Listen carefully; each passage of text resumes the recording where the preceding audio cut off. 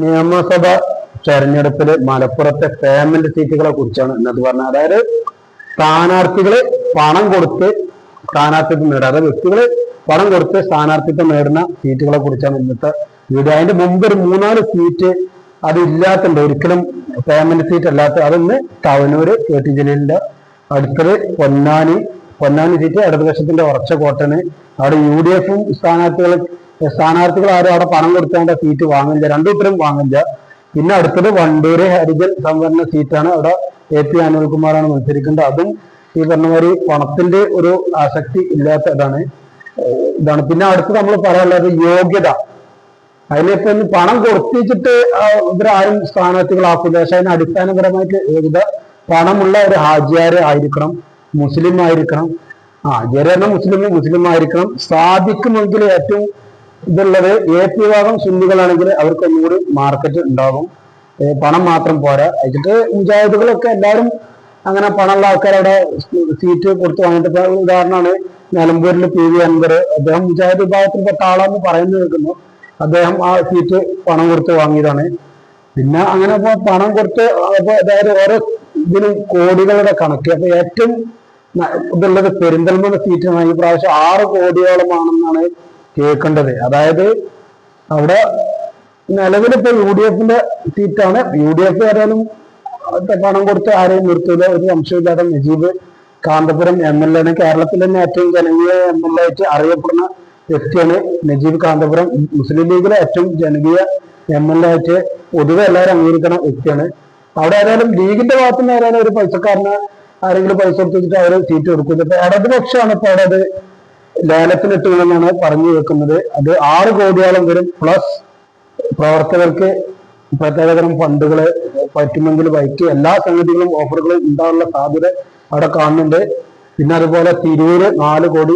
കഴിഞ്ഞ പ്രാവശ്യം ഗഫൂർ പി ലില്ലീസായിരുന്നു. അതിന്റെ മുമ്പത്തെ പ്രാവശ്യം ഗഫൂർ പി ലില്ലീസായ അദ്ദേഹം പാർട്ടിക്ക് 4 കോടി കൊടുത്തുന്ന കരക്കമ്പി കേൾക്കുന്ന നമ്മളിപ്പോ നേരിട്ട് കണ്ടിട്ടില്ല. പക്ഷെ ഇതൊക്കെ പൊതുവെയുള്ള ഒരു അനുഭവങ്ങൾ പറയണല്ലോ. അപ്പം മറ്റുള്ള ചാനലുകളൊക്കെ അങ്ങനെ തന്നെയുള്ള പറയണ്ടേ.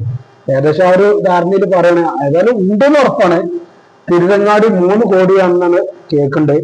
അത് നിയാസ് പുളിക്കലായിട്ട് 2 പ്രാവശ്യം ജയിക്കുന്നുള്ളൊരു തോന്നലുണ്ടായി. പക്ഷെ അവിടെ ജയിച്ചില്ല. അതുപോലെ കൊണ്ടോട്ടി സുലൈമാനാജി 3 കോടിയോളം കൊടുത്തു എന്ന് പറഞ്ഞു കേൾക്കണേ. അതുപോലെ വേങ്ങര ഈ പ്രാവശ്യം ഒരു 2 കോടി മിനിമം ഇടതുപക്ഷത്തിന്റെ ഫണ്ടിക്ക് സഭാവ് ഇതുവരെ ചെലവഴിച്ചു എന്നാണ് പറഞ്ഞു കേൾക്കുന്നത്. അതെങ്ങനെയാ വെച്ചാൽ കഴിഞ്ഞ തദ്ദേശ ഇലക്ഷനില് പ്രാദേശിക സ്ഥാനാർത്ഥികൾ, ഇടതുപക്ഷത്തിന്റെ സ്ഥാനാർത്ഥികൾക്ക് അദ്ദേഹം നല്ല പണം കൊടുത്തു നമുക്ക് നേരിട്ട് ബോധ്യമുള്ളതാണ്. അങ്ങനെ പറഞ്ഞു കേൾക്കണേ. പിന്നെ നിലമ്പൂർ 3 കോടി, മലപ്പുറം 1 കോടി. കാരണം അവിടെ ഒരു നിലക്കും വിജയസാധ്യതയില്ല. പിന്നെ ആൾക്ക് പേര് കിട്ടും. അവൻ ചോദിക്കും വേങ്ങര എന്ത് വിജയസാധ്യത ഉണ്ടായിരുന്നു. പക്ഷെ വേങ്ങര എന്താ വെച്ചാൽ കുഞ്ഞാലിക്കുട്ടിന്റെ മണ്ഡലം ആയതുകൊണ്ട് ഈ പണം കൊടുത്ത ആൾക്ക് ആ പണം കൊടുത്തുള്ള പ്രശസ്തി കിട്ടും. കാരണം പ്രതിപക്ഷ ഉപനേതാവ്, ഒരുപക്ഷെ ഉപമുഖ്യമന്ത്രി വരെ ആയേക്കാവുന്ന ആളുടെ എതിർ സ്ഥാനാർത്ഥി എന്നുള്ളൊരു പവർ അവിടെ ഉണ്ടാകും. പിന്നെ മഞ്ചേരി 2 കോടി, ഏറനാട് 3 കോടി, വള്ളിക്കുന്ന് 1 കോടി എന്നൊക്കെ കേൾക്കണം. പക്ഷെ വള്ളിക്കുന്നും ഈ പറഞ്ഞ മാതിരി എന്താ അറിയില്ല, INL കൊടുത്ത സീറ്റാണ്. INL അത് പൊതുവെ വിൽക്കലില്ല. അവരുടെ ആരെങ്കിലും കാര്യപ്പെട്ട ആർക്കെങ്കിലും തന്നെയാണ് സീറ്റ് കൊടുക്കല്. പിന്നെ അതുപോലെ കോട്ടക്കല് സീറ്റ് ഇതേമാതിരി 4 കോടിക്കാരാണ് കഴിഞ്ഞ പ്രാവശ്യം. NCPക്കാണ് സീറ്റ്. അവരെന്നെ പരസ്പരം അങ്ങനെ കൊടുത്തു, അങ്ങനെ കിട്ടുക എന്നൊക്കെ പറഞ്ഞു കേൾക്കണേ. കുറെയൊക്കെ കാര്യങ്ങൾ ഉണ്ടായിരിക്കാം. പിന്നെ ഇതേമാതിരി മങ്കട സീറ്റ്, മങ്കട ഈ പ്രാവശ്യം ഇടതുവശം പിടിച്ചെടുക്കാൻ ഏകദേശം 4 കോടിയാണ് ആളുകൾക്ക് സ്ഥാനാർത്ഥി മോഹികളോട് പറഞ്ഞ് അങ്ങനെ ഒരു ഓഫർ ഇട്ടുമെന്ന് കേൾക്കുന്നു. പ്ലസ് പ്രവർത്തകർക്കുള്ള ഫണ്ട് കാര്യങ്ങള് അത്.